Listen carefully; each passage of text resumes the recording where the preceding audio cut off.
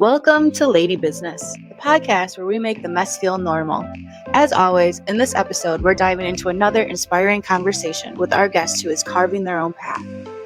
Each episode brings you insight and perspectives from our guests as they share their journey, struggles, and triumphs that have brought them to today. Whether you're building your own business or supporting those who are, this episode is packed with insights you won't want to miss. Lady Business is all about the raw, real stories behind the hustle. We're here to get unfiltered about what it takes to grow, succeed, and sometimes stumble. So, let's jump right in.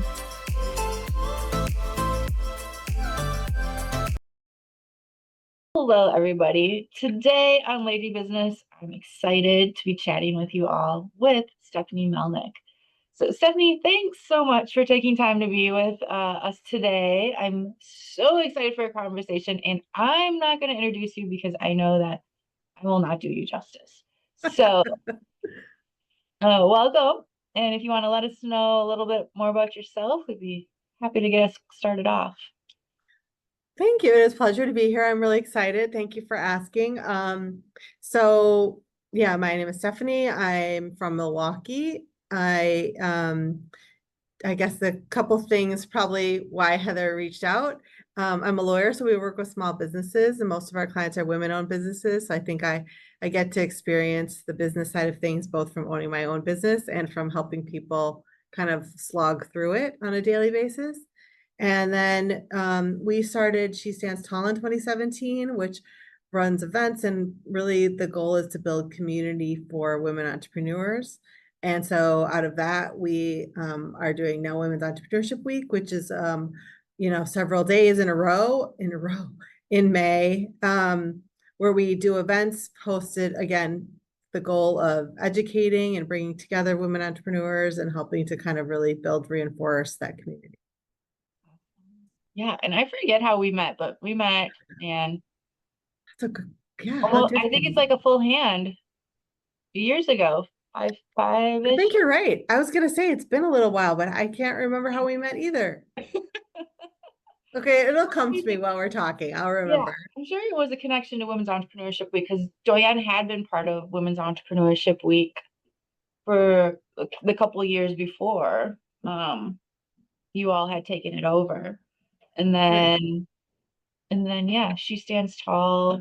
So cool. I love, obviously, similar missions of just how do we. Oh, I think no. Okay, sorry, it's clicking now. I think it was with the boutique services you were doing through Melnick and Melnick for the small businesses and targeting the women entrepreneurs. I think that was how we originally met, because we were just launching the learning lab.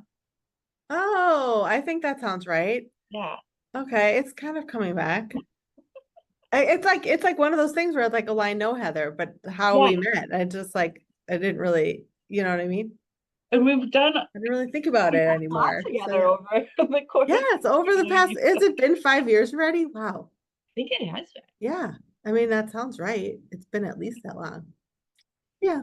So, talking a little bit about Melnick and what I remember was like what I loved was supporting entrepreneurs from understanding what they're going through. Like, I work with so many entrepreneurs who are like, I don't want to pay for an attorney. It's so much expense for maybe what I need. And I'm like, but it's a necessary fee that it's an investment in your company instead of it's going to cost you a lot more if you don't have it in place and someone comes after you, whether that be a client, customer, or another corporation that you've infringed on their stuff. Yeah, unfortunately, they're not alone, because a lot of people, I think, just, but I get it, right? You're starting out, you have limited resources, you want to make sure you're using them wisely. And it seems like, especially now that we have, the internet and Google, and now we have AI too, it seems like, easy to just grab a contract off the internet or use some invoice or terms you see. And maybe that works for people sort of in the very, very early stages.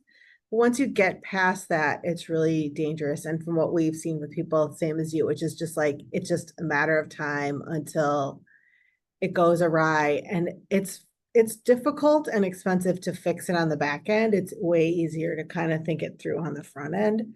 Yeah. Um, but you're not alone, and I totally get it. And we really try to tell people, I think that thing, do I need to like register my trademark on day one if my business is like, a local bakery here in the Milwaukee area? Probably not, candidly, but we tell you like, but you really need to pay attention to these three things.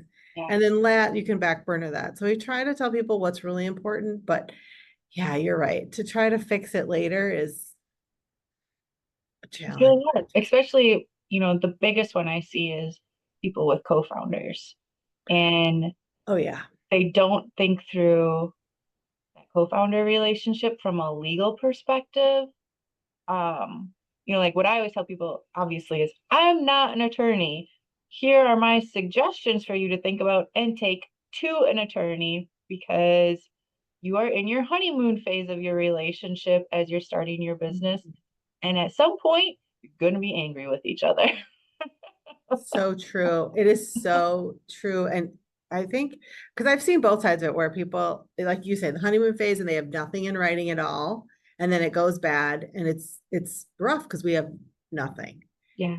Then there's the other side of it where they have an agreement and maybe they have a lawyer, maybe they did it themselves in some way and they have a lousy one that isn't written clearly. And now later once they're in a fight, they're trying to enforce this agreement that wasn't really well thought through or well written and didn't necessarily you know what I mean, didn't meet what Yeah. their expectations were, what they really wanted.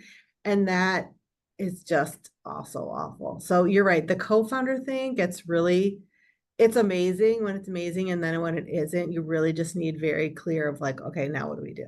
Like Yeah. what's the next thing? Like give us a roadmap so we can walk through it with least pain, because that stuff gets so ugly and so expensive. Yes. And exactly to your point of like, they're trying to conserve every dollar and make every wise financial choice possible when they're like, when the money's gone, the money's gone. But also, they're using these internet tools Yeah. that then potentially cause more problems. And look at AI, like AI is not an Oh, attorney. no, it's terrifying to me to think that it's on my list to write a blog post about why you should not use AI to draft your anything. Yeah. Um, because AI is just taking all the stuff from the internet and like making something, and it's not catered to you, and it puts stuff in there that isn't real, and it doesn't exercise any judgment or anything, you know. Yeah. So you actually could end up worse off. You sign some agreement that really isn't what you want, or it doesn't mean what you think it means. It doesn't say what you think it says. It's really it's worst case scenario. Yeah. Yeah, Yeah. AI just terrifying. It's scary. Well, I mean, AI right now where we're at, it's still very wild west and infancy stage of it. Totally true. And Yeah. so like it's not regulated either. And we know how our systems of government work. It takes a long time to regulate anything, let Mhm. alone when a new technology is released and becomes something that everyone like my friends who have little kids are like, I don't know how to answer the why question, so I have them talk to Chat GPT. And I'm like, oh my gosh. Oh my gosh. Okay, that never occurred to me because my kids are older now, but that's slightly terrifying. I mean, I will admit I have asked ChatGPT a couple of gardening questions. Yeah. I probably should check with somebody like you to see whether it gave me good answers, because for all I know, that wasn't very helpful either. But to ask it for certain things that are like going to have long lasting implications in your business, Yes. because by the time you spent all the time vetting their answers, you may as well have just gotten help in the first place. Yeah. Like I'll use it. I use it. What I tell people is like I look at it as a tool. Right. So like when I'm trying to develop something that I'm going to present to entrepreneurs, or I have the narrative, but help me move faster with editing to fit, whatever character count or the actual message I'm trying to use, then I'll ask it like, hey, how can I fit these parameters based off of this content? but not like make my marketing plan for me. And Yeah, just go based off of that. So I do think that, like there's a learning curve that goes along with it. And it's kind of, when social media first became a thing, we're still learning the learning curve for that, but absolutely. it's gonna have to take a long time. And that's where the legal side of things should not be replaced by No, I AI. mean, I wish in a certain way, well, I don't personally wish it were that easy, but if only it were. But no, I mean, AI is not at the point where you can replace, actual education and Right. experience for any, not just for lawyers, for, I'm not gonna, if, relying on AI to do your marketing, like you said, or your bookkeeping or whatever that, I mean, I'm sure everybody would realize that that's Yeah. not, it's not there. I No, like to it's think it's not. never going to be there because I think a lot of these professions really require independent skill and judgment, and AI is not exercising judgment. Yeah. So, and what works for you in your business and between you and your partner is not the same as what's going to work for somebody else. And Right. that's part of what, right, we have to figure out is, well, what's going to work for you? I've seen these six different things work for people. What do you think might work for you? And maybe it's none of those things and we find the seventh, and it's very variable based on the business and the people and the location and the how long they've been doing it and what their goals are. It's so Right. individualized. So Yeah. I mean, we could talk all day long around AI and the stories that we've probably both heard already. So I feel like it's really gone right. mainstream this year. But even so, kind of thinking about Women's Entrepreneurship Week, did you guys see a huge request around AI or input for events around Yeah. AI? We did. We wanted to do more on AI. And so one of the things about Women's Entrepreneurship Week is that is unique, we've learned. We don't have any speakers who identify as men. Oh, interesting. So if we they're invited, they can attend the event if they'd like, but we will not give them a microphone. Um, that's just the hard line we've drawn. I feel like there's lots of events where you can have men and women speakers. I think I've been to plenty of events where there's no women on the podium at all. And so I just think this is one of those things where this is the choice we've made. So if you, really identify as a man, then this isn't your forum in terms of being a speaker. Yeah. Um, so then we started delving into like, what can we talk about related to AI? And unfortunately, what's really hard still, once you get into some of those technology driven areas, to find women who are experts in it, especially women who own like smaller businesses and aren't working in corporate, is hard still. Hmm. I don't think it's going to stay that way because of the growth of this area. I really don't, but for the time being, it's tough. Yeah. So we did have one panel discussion related to what we were trying to talk about is how people use AI in their small businesses and kind of look at what is a good use for it right now and what maybe is not Yeah. a great use for it, and how you can kind of be smart about using it in ways that are really effective. Um, and so that kind of worked, but it's hard. So we're waiting for more, women to entrepreneurs to kind of try to do something related to AI or at least grow an expertise in it because that was a challenge. Yeah. And I think totally on trend with what we see across any, you know, unfortunately, across any innovation is it's not that women are more risk adverse, but we just want more knowledge or Yeah, more understanding of how this potential, whatever the innovation is, how it can impact us, people we care about, our communities that we're serving at a greater price than not all the time, but sometimes than our male counterparts. And so that's where sometimes that's where that's we fair. I see. mean, yeah, I think more risk of I think we want to be more sure we're willing to do a little more homework and and acquire a little more knowledge. I think this is well, no, this is overgeneralizing. But Mhm. I think what I've personally witnessed is more men willing to kind of jump in without asking all the questions. And I think what I've seen generally working with women entrepreneurs for a long time now is that they like to ask the questions first. Yeah. And frankly, I think that's better because I would rather ask questions first. And some of those questions you can't answer until you start doing the thing, or some of the answers change, 5, 10, 15 years in, and that's okay. But I think asking them and at least starting to think about them, um, and thinking about them in connection with all these new technologies is really huge. Yeah. He, I'm pivoting again. Can you tell us a little bit about how She Stands Tall started, um, and how it fills that niche in the Milwaukee community?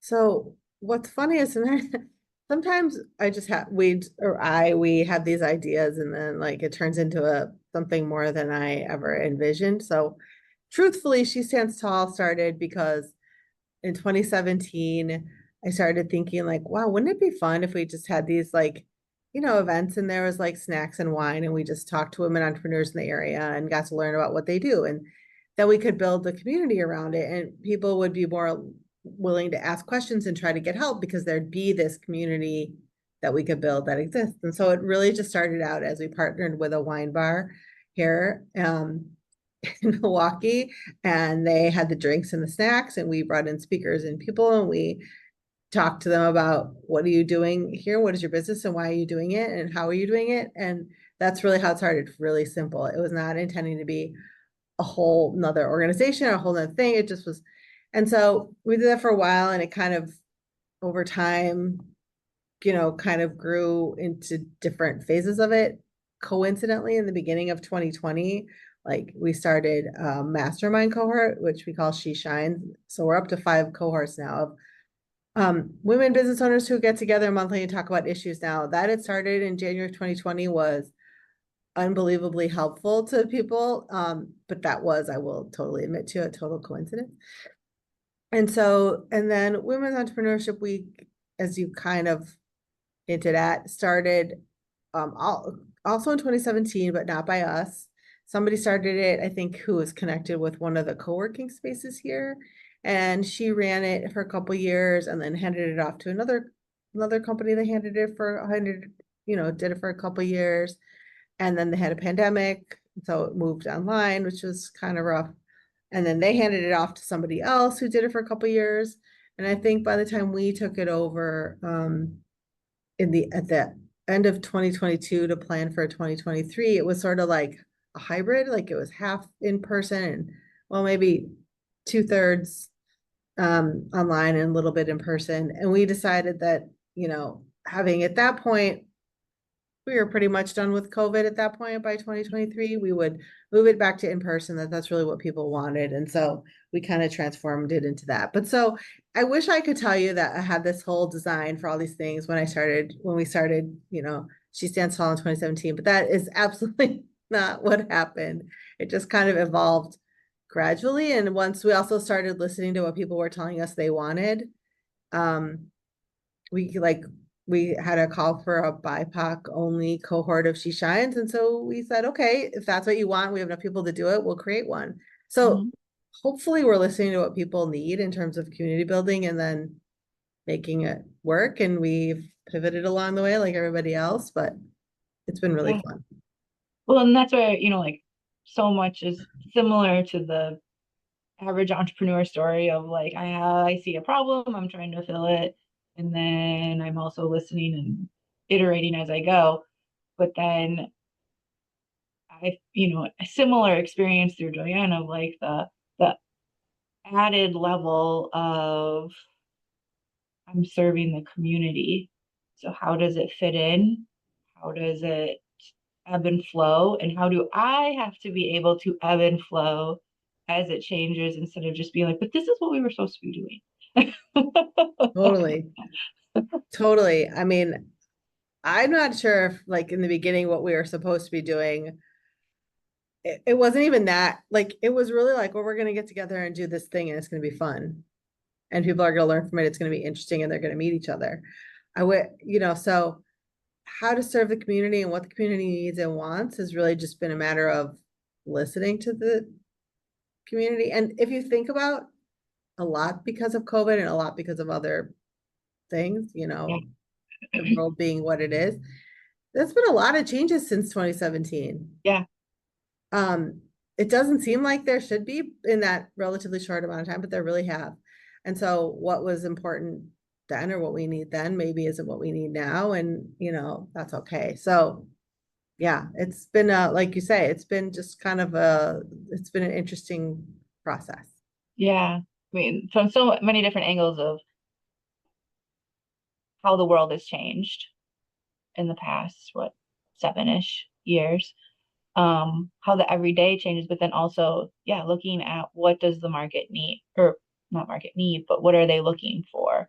And I think I still think there's sometimes that none of us really know because Yeah, we're living in these like hyper aware situations most days of like, well, this just I started the morning with this is what I thought the day was going to look like, and then here's where it's even gotten to by 2 p.m., let alone here's what 6 months from now, I think 6 months totally from now true. is going to look like.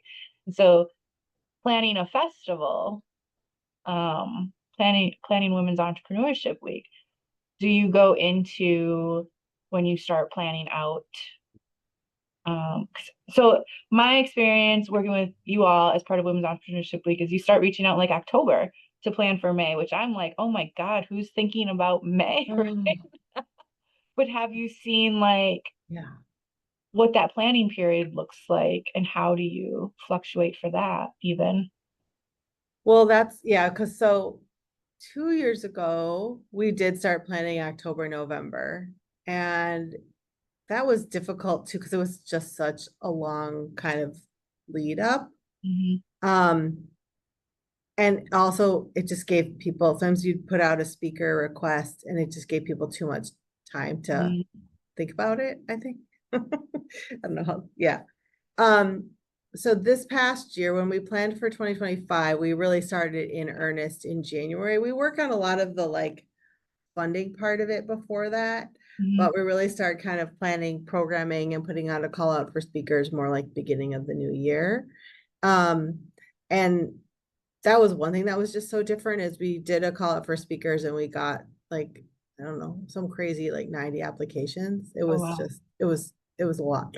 So then to try to figure out, okay, what makes sense here and what are people really interested in and who are going to people come to, and this year was the first time where we had more than one thing going on at one time. Hmm. So in the past we just had something all day for 5 days, but it wasn't like it was one thing. And we had a call for like, well, we want options and we want some things that are more kind of beginning entrepreneur and some things that are more advanced. And we thought, well, okay, then we can have things going on simultaneously because not everything is going to interest everybody. Hmm. Um, and that worked out well, but then some people were like, but I missed all this great stuff that I couldn't attend. So we're trying to figure out, like this is where we kind of have to evolve and figure out what people want, what's going to look like next year.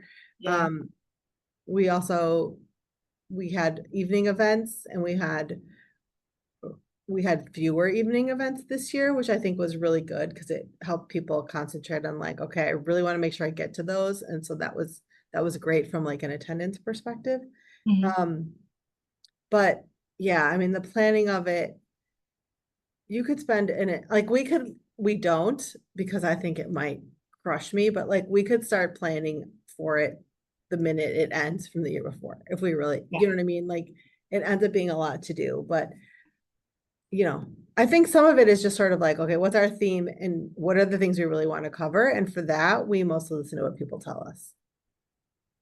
Do you do, I can't remember, do you do like submit your submit your topic ideas before the We've call? tried, like we did a survey after it to try, and we asked people in there, like, tell us ideas for next year. And some people do.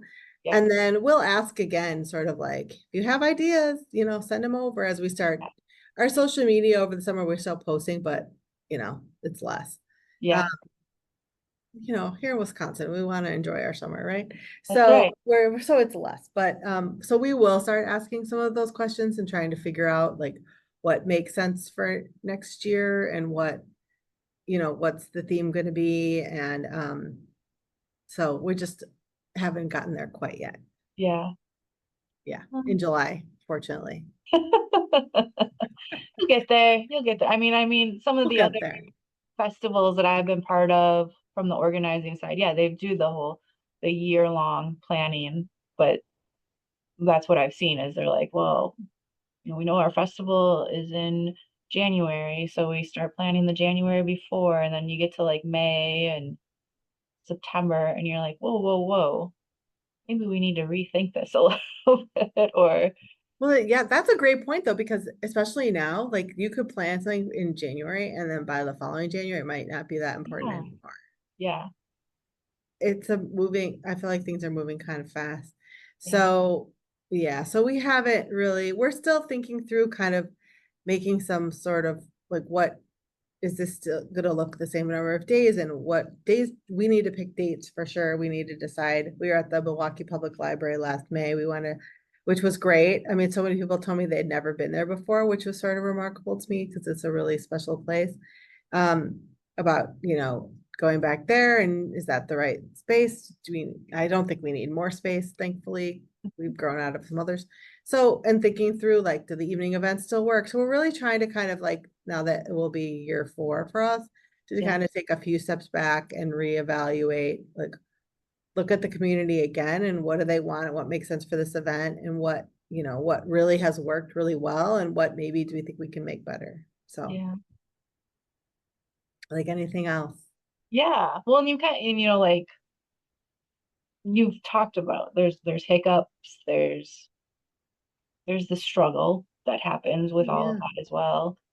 You talked about you have to fundraise to put this on. This is, the majority of your funds come from outside supported dollars. It's not a people pay to play and that's how it pays for everything.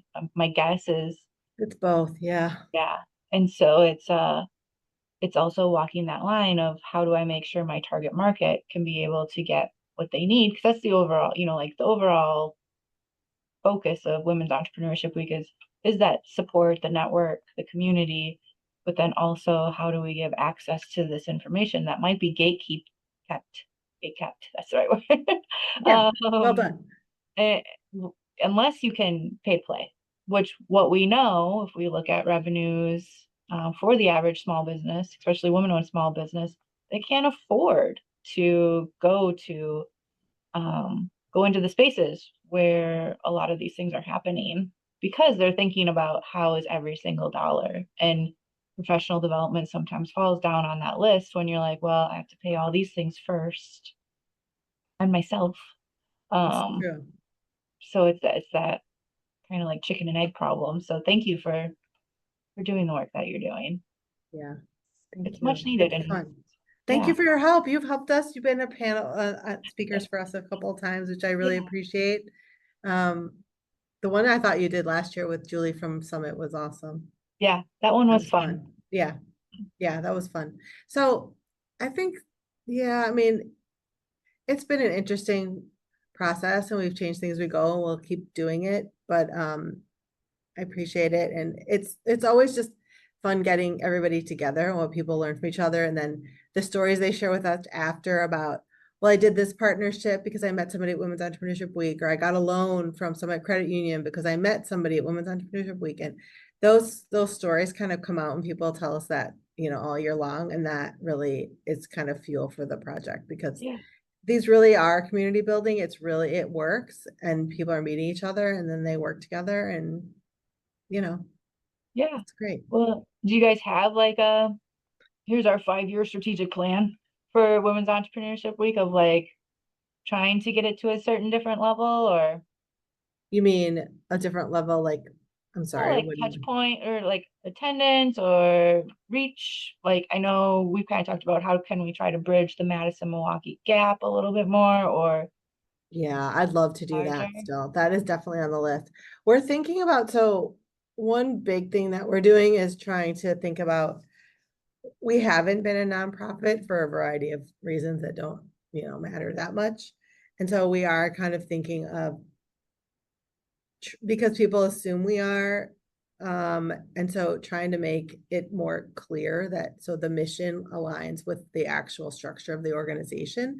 Hmm. And so thinking about creating, she tall or part of it as a nonprofit and running Women's Entrepreneurship Week that way. So it's a more clear messaging process about like, here's how this organization is run. We're trying to build community. We're trying to do good. Yeah. We're trying to pay our bills, but it's not going to be a money-making venture. Yeah. So that's one thing we're thinking about. We're thinking about whether 5 days is the right number of days. There's some talk that maybe 3 or 4 days would be better, that we could try to concentrate it better and make it easier for people to attend. So we're thinking about that. So those are kind of like, I guess, some high level goals. We're always thinking about topics and speakers, but we kind of aren't into that level of nitty gritty quite yet. Yeah. So, and then who should organize it? It's been us. We had what we fondly called the Woo Crew helping us before. So we're thinking about some other sort of committee and just trying to see, like, is that feasible? And people are going to, mind or want to give us a hand, or what does that look like? And how do we organize it? So some of it is like, what do we want? And then how do we organize it? And how do we keep it going? And the like logistics of it. It's like any business. You have to think about like, okay, I want to do this thing, but how am I going to make it happen? What is the operations behind it? And sometimes my team will tell you that's the part I forget about. So I'm trying to Well, do better. my business coach hat would say, but that's why you have your team, because It's true. And they are there's amazing. I other say skill every single points. time. Yeah, Yeah. you Without know. them, it would not happen. But yeah. So this is a question I ask every single person on the Okay. podcast. So in Doyen, we use the word terror thrilling a lot. Say the Something word again. terror thrilling, Okay. something that's like terrifying, but also super exciting at the same time between all your walks, Right now. personally or professionally. Do you have any terror thrilling things going on? Tara, I love that expression. Tara thrilling. Well, personally, I have 3 daughters. That's not the Tara thrilling part. I mean, they're good. One of them just got engaged, so that is definitely Tara thrilling as you defined it. But fun, but great. Um, I think the Tara thrilling part is I'm really excited about some of the things we're doing with She Stands Tall and trying to think about this nonprofit piece and what that looks like and how to make it happen. But it's definitely like, you know, anytime you change something, anytime you go to people and say, hey, we need your financial support in order to make this go, Mhm. there's definitely, they can say no. Yeah. And so that's kind of the hard part, but I think it's important enough. And so it's worth it. Yeah, 100%. Like again, Yeah. as someone who has been behind the scenes supporting and watching and dipping toe in for here's how I can help with all of it. Like, yeah, I do think it's important, and I think it's something even just from my outsider perspective, like we haven't really been in physically in Milwaukee for a couple years, but just from outside looking in on what's been going on in the ecosystem over there, it's changed a lot. And I Yeah. do think that you're very much filling a much needed uh, position in the community that may have had fractured pieces of it through other stuff before, but now those are gone. And Yeah. I think it 100% goes back to of like you all are listening to your community in different ways than maybe those other organizations were, or and another thing we said, there's been 1,000,006 different changes that have happened. Yeah, totally. And I really would love to figure out, like, I would love to have more of a connection between Madison community and Milwaukee and really bring Madison women entrepreneurs in to attend the events and join us and do some events in Madison. I would love to so much. But we're not giving up. Yeah, We'll work on it, Heather. we'll keep going. I mean, Yeah. as you know, the ecosystem, I mean, I think I remember having the conversation with you and you're like, what? The Madison ecosystem can't be that different than Milwaukee. And being like, oh, it is. Which I should know because I went to school there. I have 2 degrees from Madison. My husband's from Madison, but we've been away. I haven't lived there in a little while. So Yeah. I'm learning from you. So I appreciate that. Where Madison people don't like to drive. I was always amazed with Milwaukee people like, oh, yeah, I'll jump in the car for a half an hour drive to go to a networking event. Madison people are like, wait, what? Yeah. that is amazing to me because it doesn't seem like anything's that far away from each other in Madison. Yeah. But I don't know. But it's all what you get used to. It really is. Okay. It's all what you get used to. So Well, thank you again so much, Stephanie, for taking time to chat with us today. I want to thank you, as well as all the people who are watching and following along with the Lady Business Podcast, for taking the time to listen to our conversation. Please check out the links for this episode's bio and more information about how you can follow along Stephanie and Melnick and Melnick, or She Stands Tall, or Women's Entrepreneurship Week, or probably the 6 other entities she's got coming forward that she hasn't even talked about. To continue to support her and and all of those businesses' journeys. Remember, taking a deep breath there, because remember, everybody, you're doing great. And Stephanie, myself, and so many other people, we are here to support you as you continue going forward, and let us know how we can do that. Thank you so much. Bye. thank you.